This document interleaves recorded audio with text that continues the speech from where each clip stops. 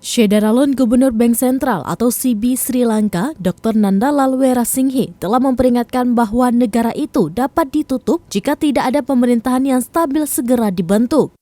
Dr. Nandalal Weerasinghe mengatakan kemajuan mendapatkan paket bailout atau dana talangan internasional tergantung pada administrasi yang stabil. Dikutip dari laman www.dailynews.lk pada Sabtu 16 Juli 2022, Dr. Nandalal Weerasinghe menjelaskan bahwa Sri Lanka telah menyaksikan keruntuhan ekonominya. Bahkan biaya makanan, bahan bakar, serta kebutuhan pokok lainnya meroket bagi orang-orang biasa.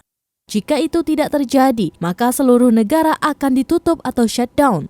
Weerasinghe telah mengadakan pembicaraan dengan International Monetary Fund tentang bailout.